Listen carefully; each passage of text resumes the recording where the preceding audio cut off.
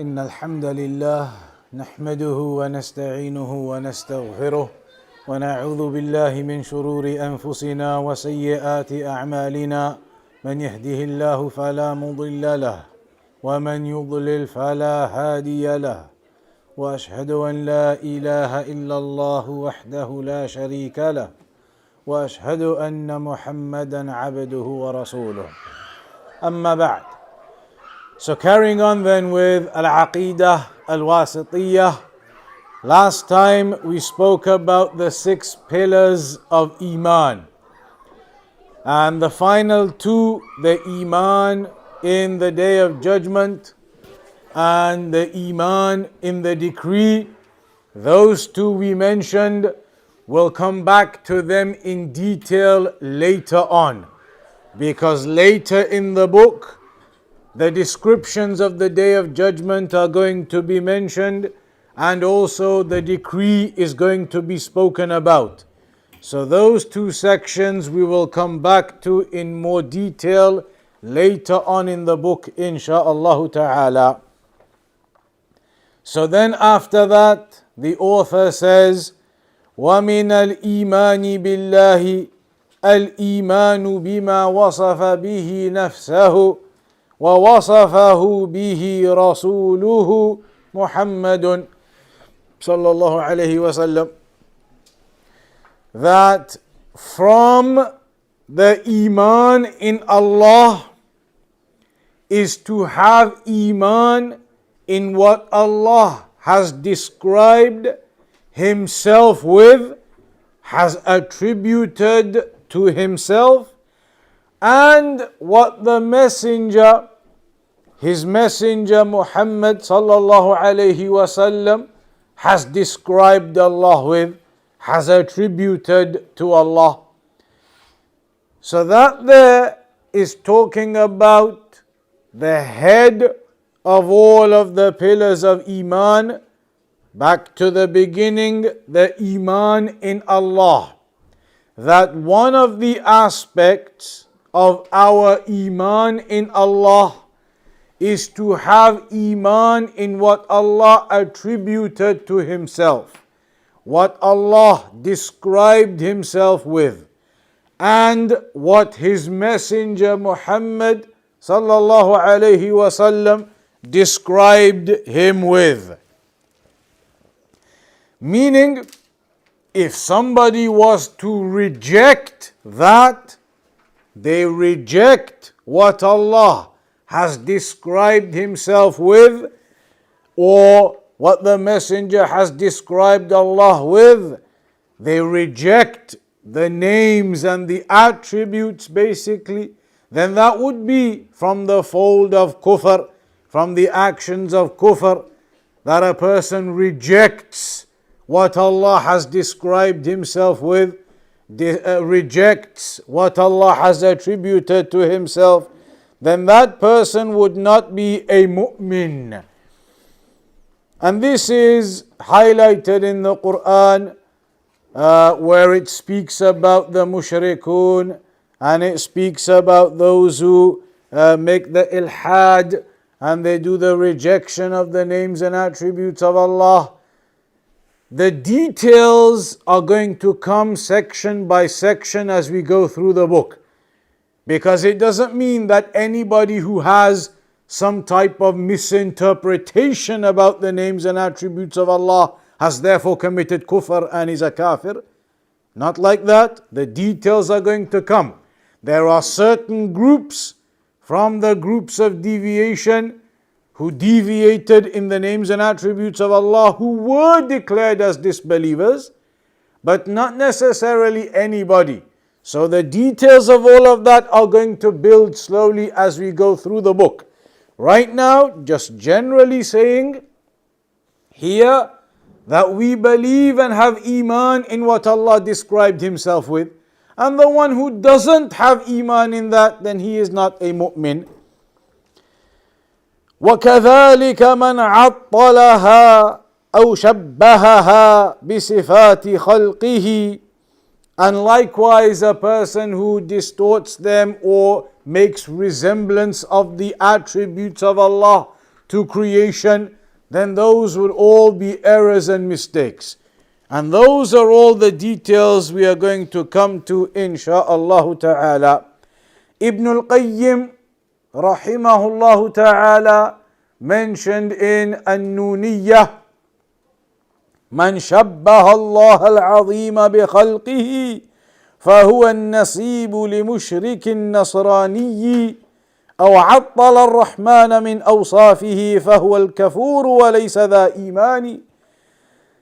Ibn al-Qayyim said in An-Nuniyah, the one who compares Allah the Almighty to His creation, then he is comparable unto the likes of the mushrik and the Christian. Or the one who rejects Ar-Rahman or His attributes, then he is a disbeliever and does not have Iman. That is what is mentioned by Ibn al-Qayyim in a section of the famous Nuniyah. So what does this mean then? بما وصف به نفسه ووصفه به رسوله, that we have Iman in what Allah described or attributed to Himself and what His Messenger attributed to Him. It is إثبات أن صفاته سبحانه وتعالى إنما تتلقى من السمع لا بآراء الخلق. The first thing this highlights to you, the principles are being established here one by one as we go through.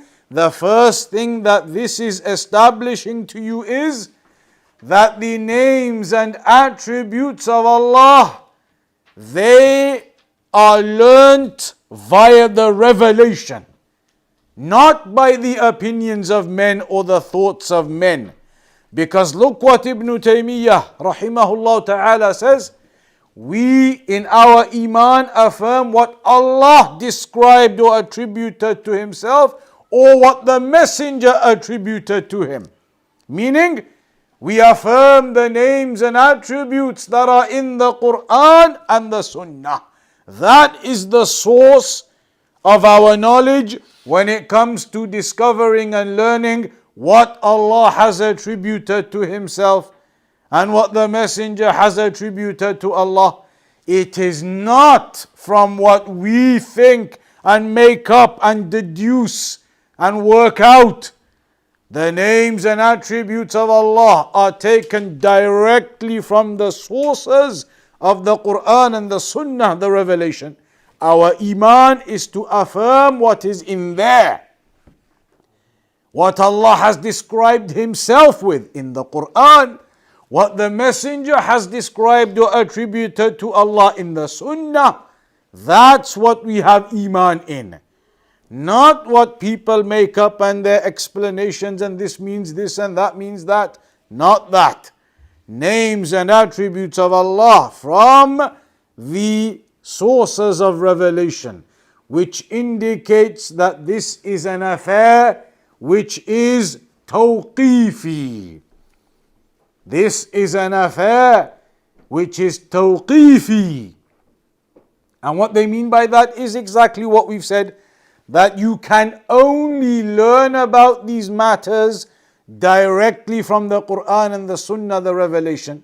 It cannot be something you work out or deduce or mathematically work things out. It doesn't work in that way. Tawqifi, it can only be taken from what we learn in the revelation.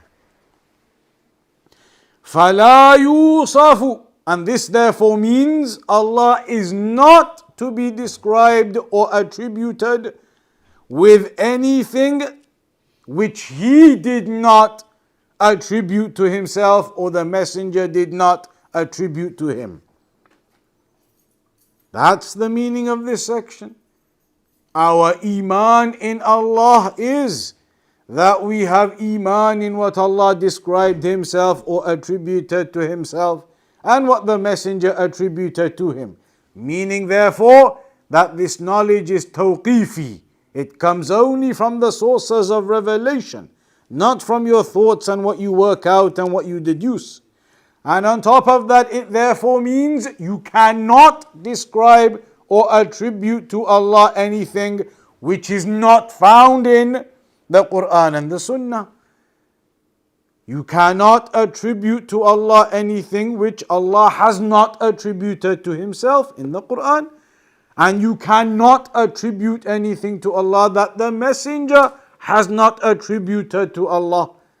So that section is making very clear that the source of our knowledge, this whole book we are going to be studying, all of the names and attributes in here, everything is tawqifi. It will be directly from the evidences. What is in the speech of Allah in the Quran and what is in the statements of the Messenger in the Sunnah. It is not going to be my thoughts or Ibn Taymiyyah's thoughts or anybody else's thoughts. It is going to be purely and directly from the revelation only.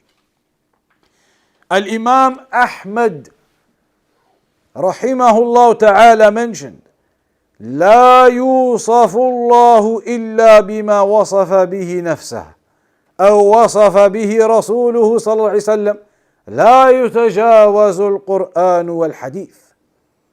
Al-Imam Ahmad said, Allah is not attributed with anything except that which He attributed to Himself or His Messenger attributed to Him, and you cannot go beyond what is in the Quran and the Hadith. لا يتجاوز القرآن والحديث. You cannot go beyond what is in the Quran and the Hadith. That's it. You cannot make up names and say that sounds like a suitable name for Allah. You cannot make up attributes and say that appears to be suitable for Allah. Al-Imam Ahmad says you do not go beyond the Quran and the Hadith.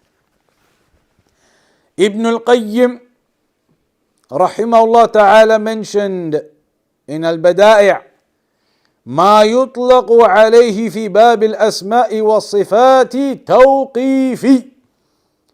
That which can be mentioned in terms of the names and the attributes, in that discussion of the names and the attributes, it is tawqifi. Ibn al-Qayyim mentions tawqifi, only what you find directly there in the Quran and the Sunnah. وما يطلق عليه في باب الأخبار لا يجب أن يكون توقيفيا كالشيء والموجود والقديم ونحو ذلك. And what is mentioned about Allah in terms of something informative, that Allah does something or some information about Allah generally, not specifying it as an attribute of Allah, not specifying it as a name of Allah, but more general information about Allah, then that is not necessarily tawqifi.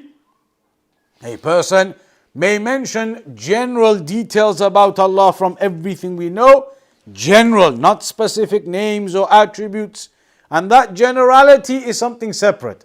We'll get into more detail and break that down in the sections later, the Babul Akhbar as they call it, because the Babul Akhbar, what you can say about Allah generally, is a lot more open than what you can say about Allah specifically in His names and attributes. The names and attributes are very specific in the revelation only. What you can say otherwise generally about Allah from the evidences, that's a little bit more open. But we'll get to those details when we start breaking down how to understand and believe in the names and attributes throughout the book, insha'Allah.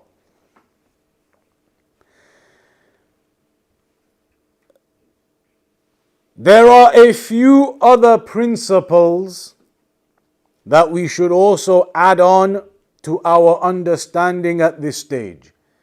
The first principle, the key principle we have just established, is that this whole discussion on the names and attributes, it is all tawqifi.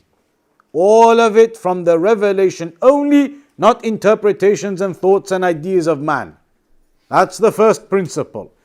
Secondly, now we should also understand Inna asma Allahi wa sifatihi ghayru mahsuratin bi'adadin ma'ruf. These are some general principles about the names and attributes to build up a foundation to go into wasatiyyah. The second principle now is that the names and attributes of Allah are not restricted to any particular number. The names and attributes of Allah are not restricted to any particular number. Many people mistakenly believe that Allah has only 99 names, for example. And we know that is a mistake. Allah has more than that. They are not restricted to 99. So that is the second thing to understand. The names and attributes of Allah are not restricted to a particular number. They are not restricted to 99 as many people mistakenly believe. The names and attributes are open beyond that, and we do not know the exact number. Thirdly, the attributes of Allah, these are general principles. We're going to get into the details and the examples in the book. The third general principle, that the attributes of Allah are in one respect two types. You can always look at them in different perspectives and give different categories, but from one general perspective, one basic perspective, you can say that the attributes of Allah are two types. There are sifat dhatiyah, the attributes of Allah which are from the essence of Allah. Sifat dhatiyah, attributes that are from the essence, are never separated from Allah. There is never a time when Allah is not attributed with these attributes. They are absolutely from the essence of Allah subhanahu wa ta'ala. Sifat dhatiyah. The second type are the sifat fi'liyah, the attributes of Allah linked to the mashi'ah of Allah, linked to the will of Allah. And they are the attributes of Allah. For example, al-istiwa, the descending in the last third of the night and in other parts where it's mentioned, that is linked to the will of Allah. Allah descends in the last third of the night. For example, al-maji, that Allah comes on the day of judgment, for example, that Allah comes to do the accountability. That occurs at that time, Allah wills, and so it is linked to the mashi'ah of Allah.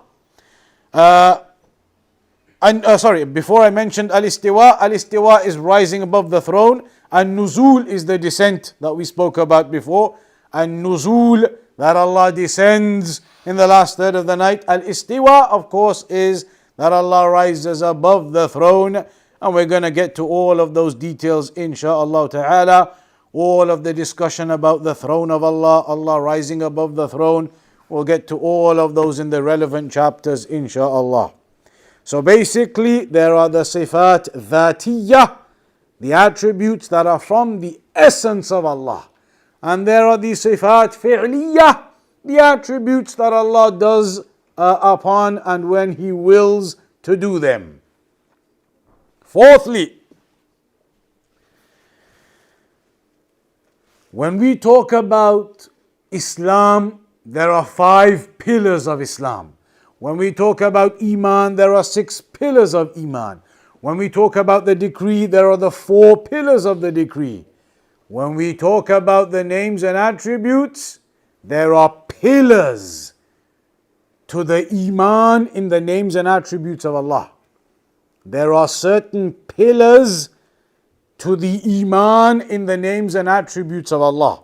What are these pillars, the arkan of the Iman in the names and attributes of Allah? Firstly, Al-Imanu bis-Sifah. The first pillar obviously is that you have Iman in the actual attribute. The first pillar is the Iman in the actual attribute. You believe, have Iman, yaqeen in that attribute of Allah, that's Sifah. Secondly, the second pillar is ma dallat alayhi, what that attribute indicates. Because every attribute of Allah has a meaning behind it. Every sifah has some type of meaning behind it. So you must believe in that meaning. So for example, Allah has the attribute of Ar-Rahmah, mercy. You believe in that. What does that indicate in terms of the meaning? That Allah shows mercy to His creation. Allah has the attribute of mercy, and so He shows mercy to His creation. Even to the disbelievers, to the animals, mercy is shown. So you believe in that meaning. Not like some of the people of innovation, they believe in the names, but they don't believe in the meaning behind it. So Ahlul Sunnah, we believe in the name, the attribute, and what it means, the meaning of that attribute. And thirdly, the impact of that attribute. The impact of that attribute, the effects of that attribute. So what are the effects of Allah being Ar-Rahim, Ar-Rahman? That He shows the mercy to His creation, and His creation then experience that mercy from Allah. That we breathe and we eat and we drink and we have the clothes and the roofs and the homes. We experience the mercy of Allah. That is the effect upon us that we are experiencing. So in simple terms, sometimes they mention that it is to believe in the name of Allah, to believe in the attribute that comes from that name, and to believe in the effects of all of that. That is how often it will be mentioned. We just mentioned it now, to believe in the attribute, to believe in the meaning of that attribute, and to believe in the effects of that attribute. That's okay. But sometimes they mention it as to believe in the name, and every name has a attribute.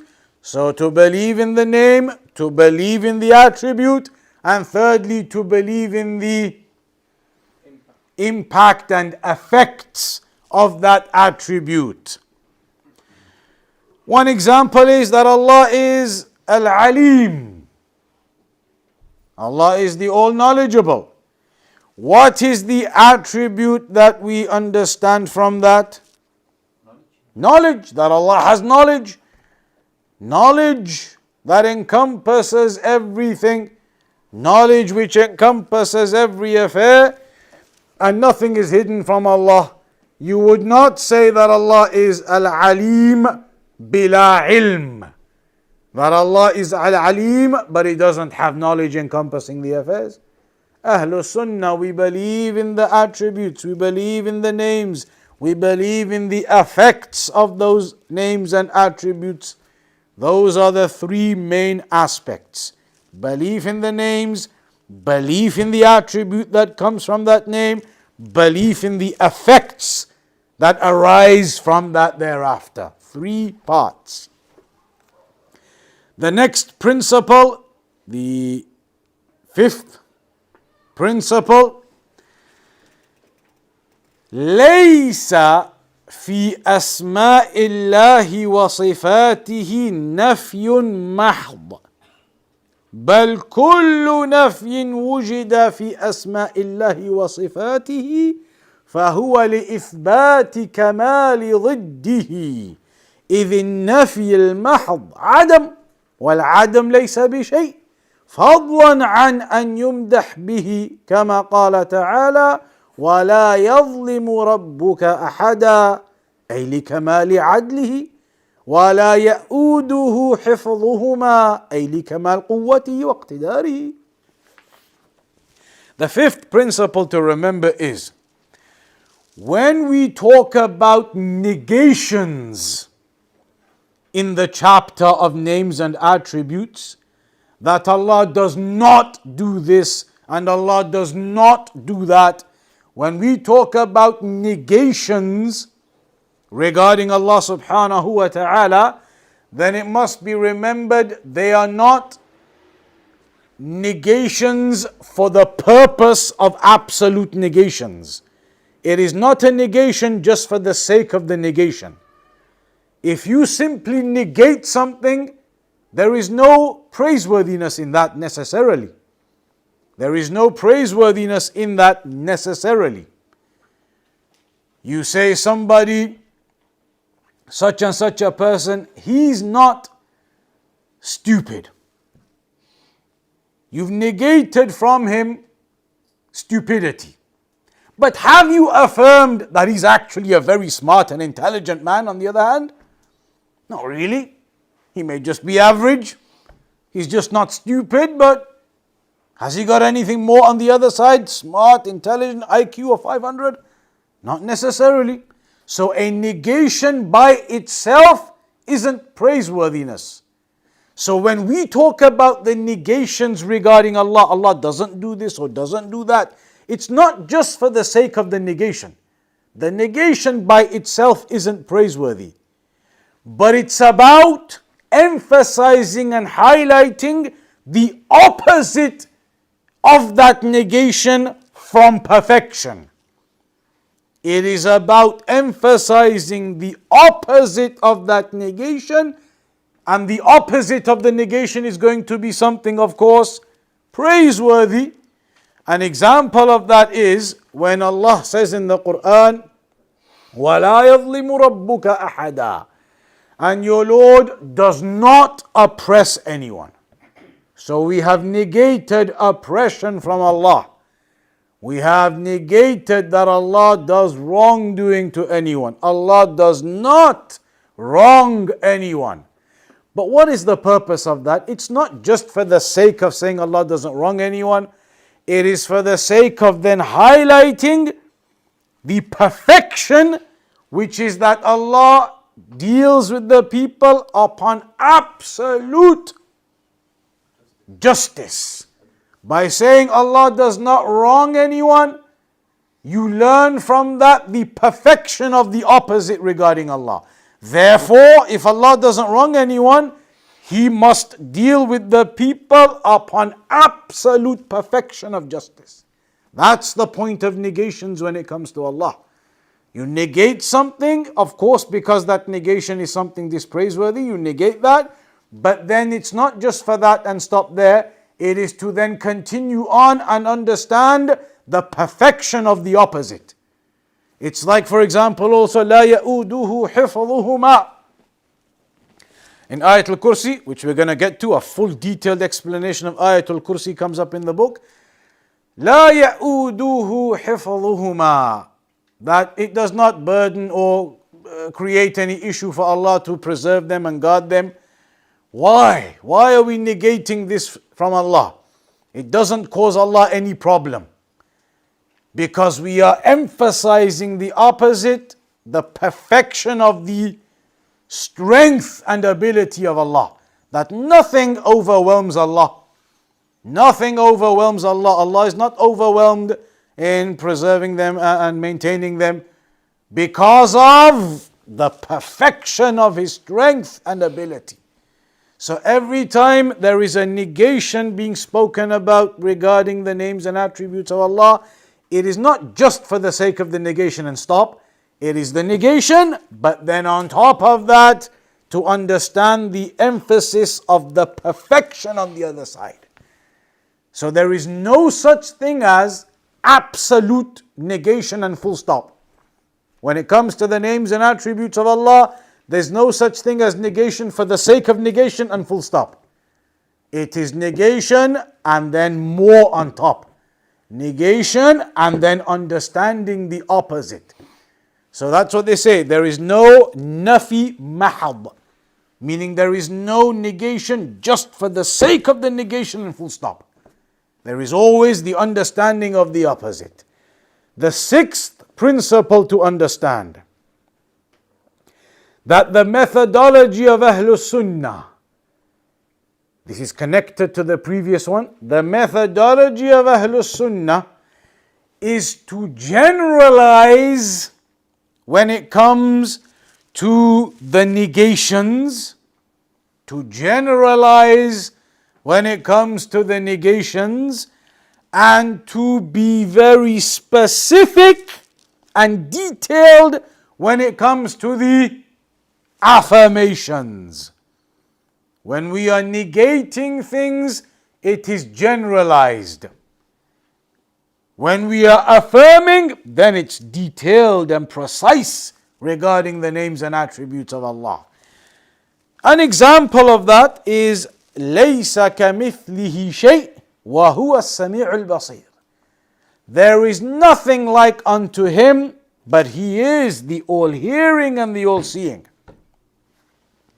This is the most famous ayah when it comes to the names and attributes of Allah. This is the foundation of the names and attributes of Allah. And this will come up throughout the book. لَيْسَ كَمِثْلِهِ شَيْءٍ. There is nothing like unto Allah. وَهُوَ السَّمِيعُ الْبَصِيرُ. But he is the all-hearing and the all-seeing. The first part is a negation. The second part is affirming the hearing and the seeing. In the negation part, there is nothing like Allah. Have any examples been given? Nothing. Generalized. There is nothing like Allah. Generalized negation of any type of resemblance to Allah. But in the affirmation part, is it general, but Allah has attributes? Or is it, but Allah has hearing and seeing, specific attributes? The affirmation part is mentioning specifics, whereas the negation part is leaving it general.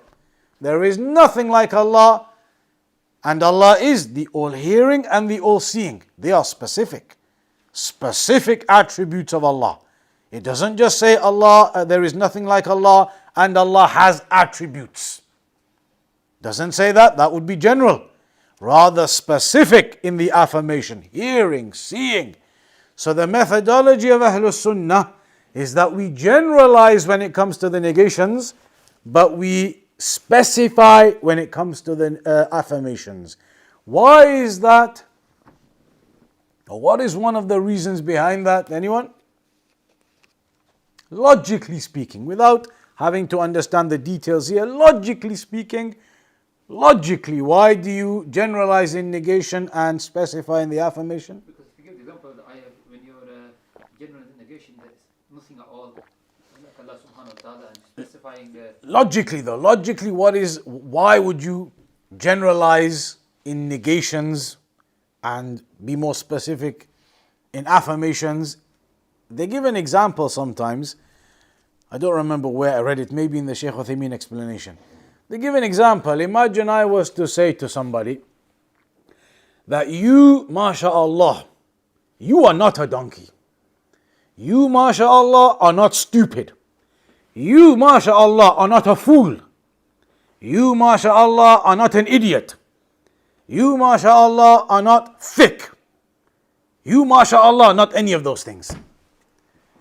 The person is probably going to hit you, because you are now giving negations on him, sounding like you're actually mocking him. You're not a donkey, mashallah. You're not a fool. You're not an idiot. You're not this, you're not that. You start doing it like that and it looks like you're mocking the person. You don't specify negations in that way. If you start specifying you are not a thief. You are not the one who went and robbed such and such. You would not take from an old lady. You would not do this. You would not do that. You don't sit there for an hour saying you wouldn't do this and you wouldn't do that. The person is thinking, okay, calm down. I know I wouldn't do any of those things. You don't need to go into detail and sit there for an hour. I wouldn't do this and I wouldn't do that. So you don't do specified and detailed negations like that, logically. And it's a similar type of thing here. You don't go into specific and details of the negation. Allah doesn't do this and doesn't do that and doesn't do this. You don't do it. It is generalized. There is nothing like unto Allah. Allah does not oppress anyone. Not details. Allah doesn't do this to somebody, doesn't do that to somebody, and mention all of these sins and wrong things that we do. Generalized. Allah does not wrong anyone. There is nothing like Allah. Generalized in the negations, but specific in the praiseworthy attributes and affirmations of them. That is the principal way of Ahlul Sunnah. These are very important principles as an introduction, because when we get through the later parts of the book, you will see how the people of innovation went astray, and they went astray because they failed on one or two or three or more of these principles. So some of them started going into detail in negation, some of them started doing this, doing that.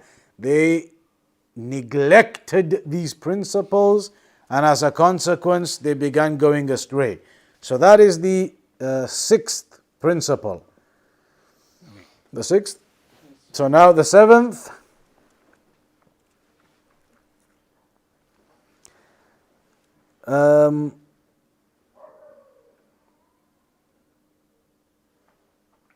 This one, we'll mention it, you can just make a note of it, but it probably won't be clear.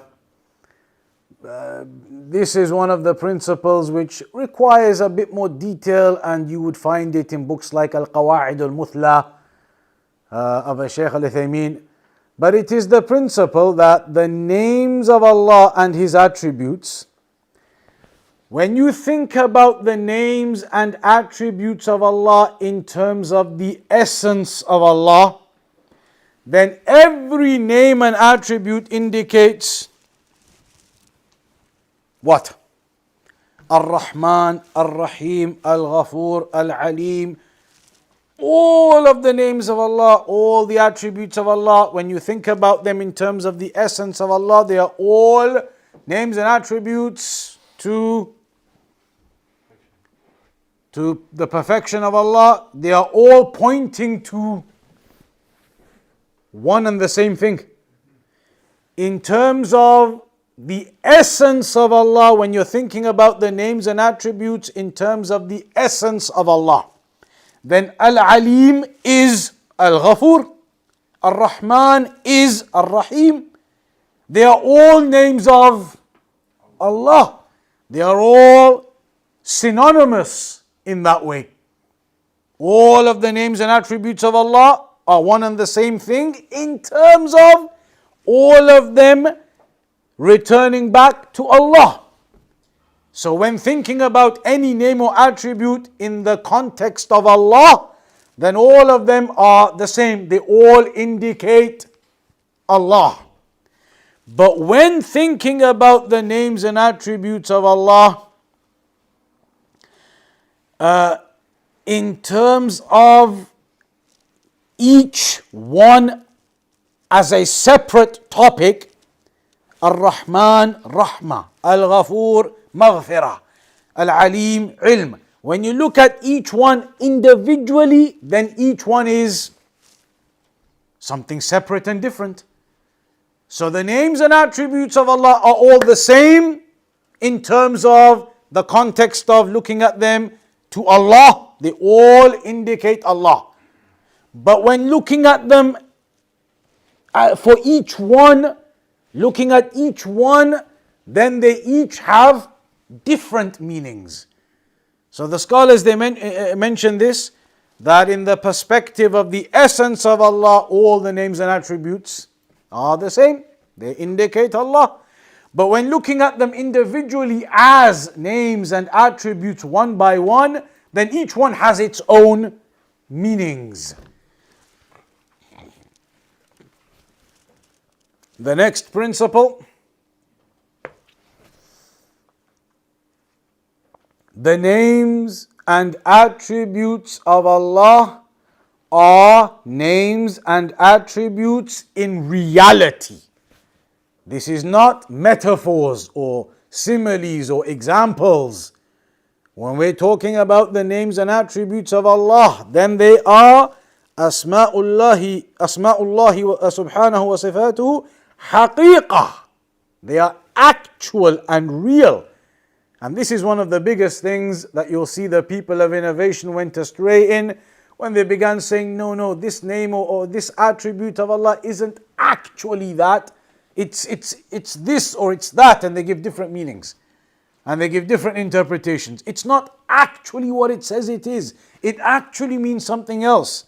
And so they go off into all types of interpretations.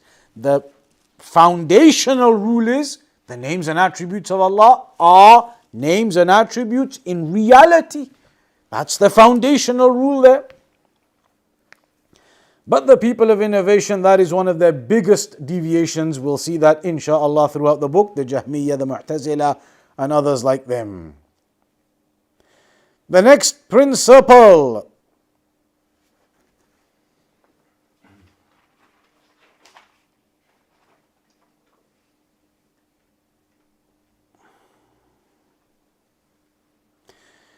If an attribute has a meaning which could have an element that is dispraiseworthy in terms of the word, an attribute which could have a meaning that is dispraiseworthy and a meaning that is praiseworthy.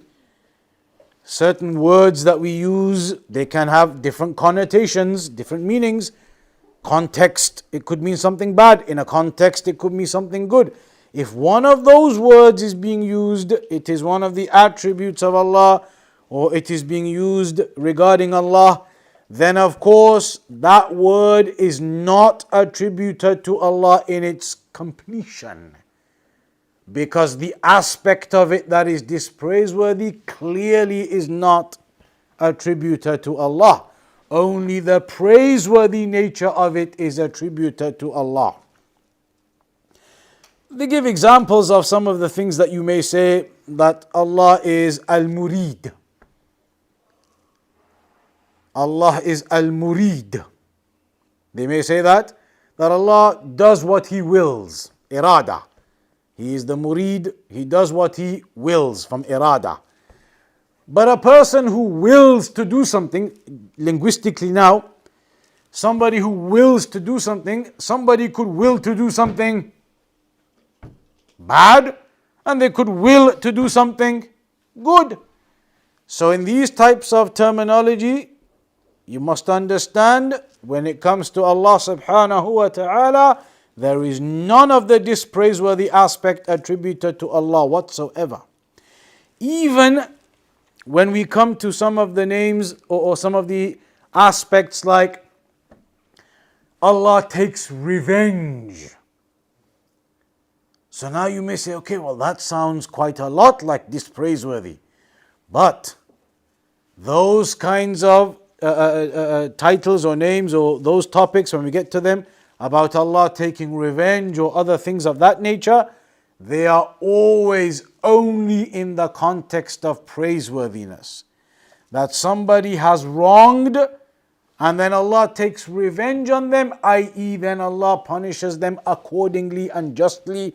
So the meaning of Allah taking revenge on them is not like how we understand in our behavior, that you go angry against someone to take revenge and beat them up and do this. Not like that. The actions of Allah are all upon wisdom and greatness. So with these types of things, it's very careful. You have to be very careful to understand no ill is attributed to Allah subhanahu wa ta'ala.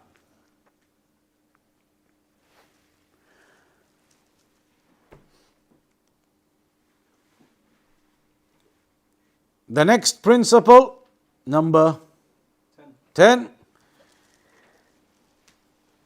Sometimes you could mention about Allah a certain term, a certain phrase, but that does not necessitate that there is a name to be derived from it. This is like the akhbar we were talking about. We can say Allah does this and Allah does that from what's in the Quran, that doesn't mean you can derive a name for that action. So for example, some of the examples, وَمَكَرُوا وَمَكَرَ اللَّهُ, that they planned and plotted, and Allah planned and plotted. But can we say therefore makara, makrun, can we say that one of the names of Allah is al-makir? That's the ism al-fa'il which comes from makara yamkuru. You cannot. Even though some of these things may be mentioned, and like we said, it's in the context of praiseworthiness that this occurs to the disbelievers and those who wronged. But can we derive names from these things? No. So don't think that everything which is mentioned about Allah in terms of generalities, that every one of those things can then have a name to it. Not necessarily. The names are going to be the ones that are affirmed specifically in the revelation. Anything otherwise, generally, from the information regarding Allah, doesn't necessitate there'll be a name you can take from that. And remember, these are all principles. We're generally just listing them now. They will all become clear as you go through the examples of the book one by one later.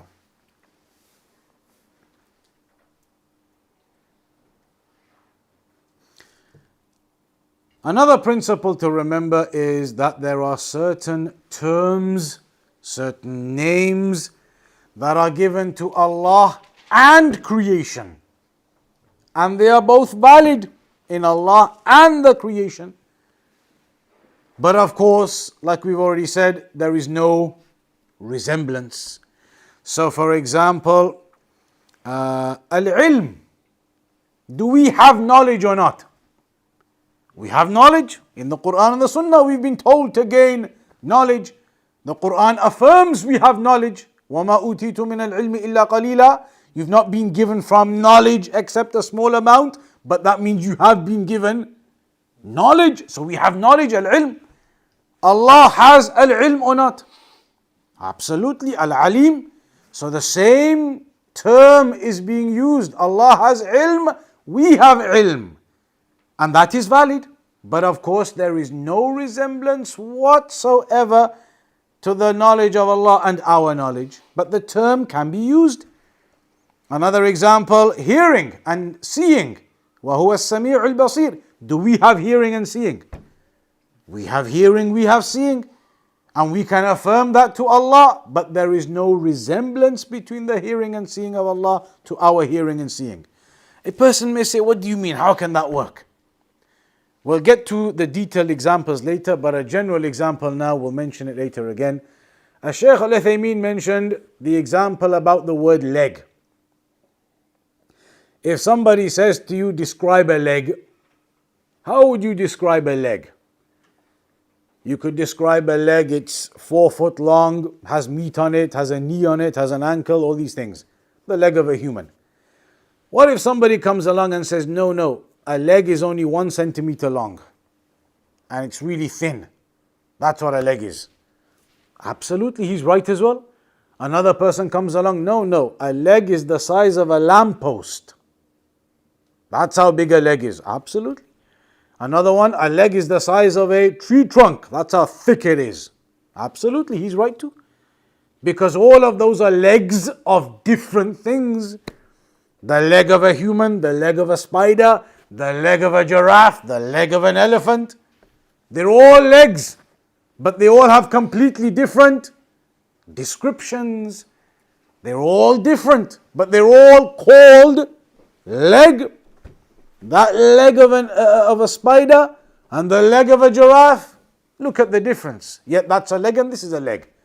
The leg of an elephant and the leg of a child, of a human, both legs. They are both still legs. One the size of a tree trunk, one the size of a bottle of baby, but they are legs. So you can have the same word, but that doesn't necessitate that they are the same thing. Doesn't necessitate that there's a resemblance between them. Meaning same thing, i.e. resemblance. There's no resemblance between them. The basic meaning is understood. The basic meaning is understood. So if Allah says He has a hand, we know what a hand is. That basic meaning is understood. But the detail of it, that we cannot understand, we cannot compare, we cannot resemble our hands of creation to the hand of Allah. So sometimes the same terms may be used for Allah and in humans, but there is no resemblance between them whatsoever.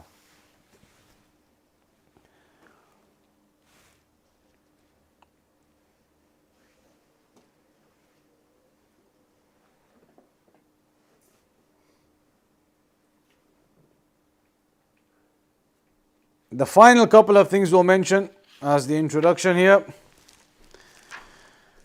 and these are important principles. They mention them in all of the books of Aqidah.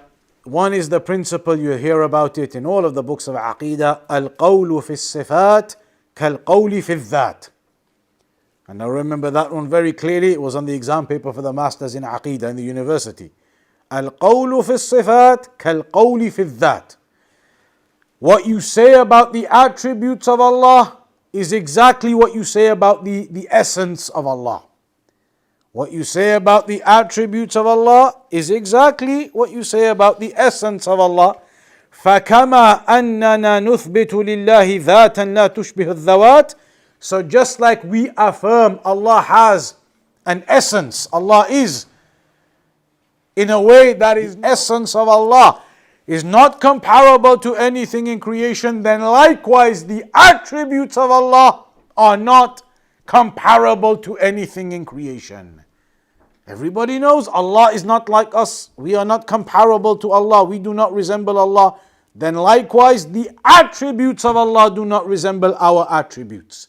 The statement regarding the essence of Allah is the same as what you say regarding the attributes of Allah.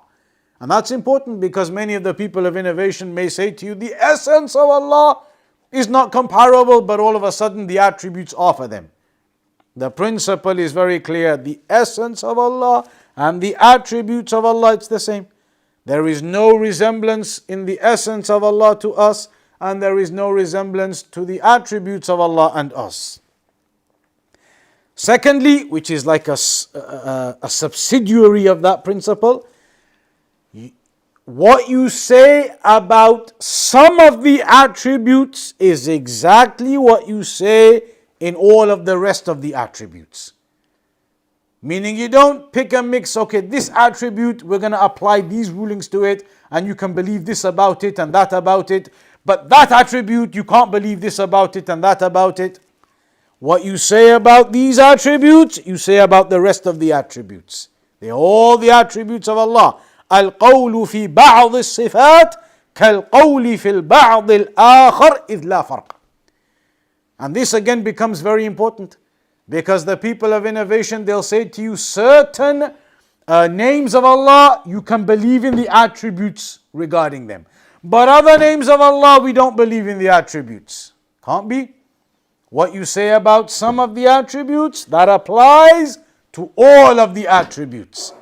You cannot come along and start distinguishing without any basis for distinguishing. Nothing in the Quran and the Sunnah has given you any evidence to distinguish between the names and attributes in that way. And that is where we're going to conclude today. Next week we're going to begin on the section, the very important section about tahrif, ta'til, takyif and tamthil. Those are going to become the four most important things in this whole book. So we'll begin from that section next week, insha'Allah ta'ala. Any questions up to there?